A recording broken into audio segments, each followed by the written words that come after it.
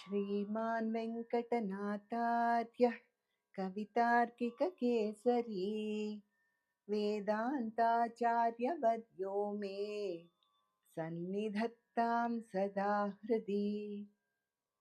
श्रुतीनामुत्तरं भागं वेगवत्याश्च दक्षिणम् कामात् अधिवसञ्जीयात् कश्चित् अद्भुतकेसरी। श्रुतीनामुत्तरं भागं वेगवत्याश्च दक्षिणं कामाददिवसञ्जीयात् कश्चित् अद्भुतकेसरी। तपनेन्द्वग्निनयनः तापान् अपचिनोतु नः तापनीयरहस्यानां सारः कामासिका हरिः। आकण्ठम् आदिपुरुषं कण्ठीरवम् उपरि कुण्ठितारातिं वेगोपकण्ठसङ्गात् विमुक्तवैकुण्ठबहुमतिम् उपासे। बन्धुम् अखिलस्य जन्तोः बन्धुरपर्यङ्कबन्धरमणीयम् विषमविलोचनमीडे वेगवती पुलिनकेळिनरसिंहम्।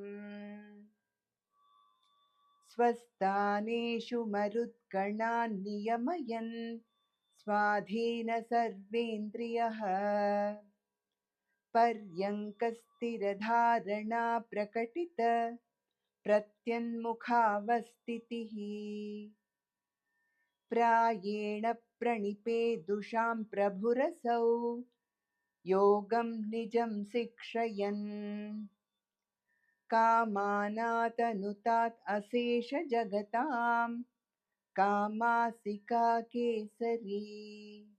विकस्वरनखस्वरुक्षतहिरण्यवक्षस्थली निरर्गळविनिर्गळद्रुधिरसिन्धुसन्ध्यायिताः अवन्तु मदनासिका मनुजपञ्चवक्त्रस्य माम्।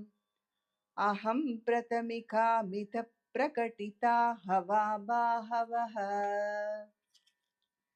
सटापटलभीषणे सरभसाटहासोद्भटे स्फुरत्कृदिपरिस्फुटद्भ्रुकुटिकेऽपि वक्त्रे कृते कृपाकपटकेसरिन्दनुजडिम्भदत्तस्तना सरोजसदृशा दृशा व्यतिविषज्यते व्यज्यते।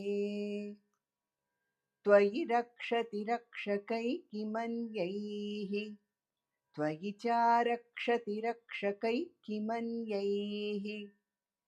इति निश्चिदधीश्रयामि नित्यम्। नृहरे वेगवती तटाश्रयं त्वाम् त्वयि रक्षति रक्षकैकिमन्यैः त्वयि चारक्षति रक्षकैकिमन्यैः इति निश्चिदधीश्रयामि नित्यम्। नृहरे वेगवती तटाश्रयं त्वाम्।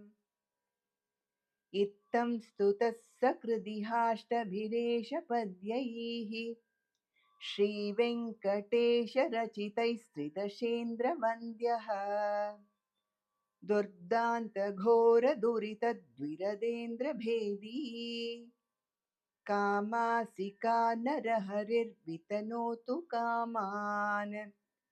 इत्थं स्तुतः सकृदिहाष्टभिरेशपद्यैः श्रीवेङ्कटेशरचितैस्त्रिदशेन्द्रवन्द्यः दुर्दान्तघोरदुरितद्विरदेन्द्रभेदी कामासिका नरहरिर्वितनोतु कामान्।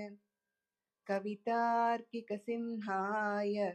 कल्याणगुणशालिने श्रीमते वेङ्कटेशाय वेदान्तगुरवे नमः।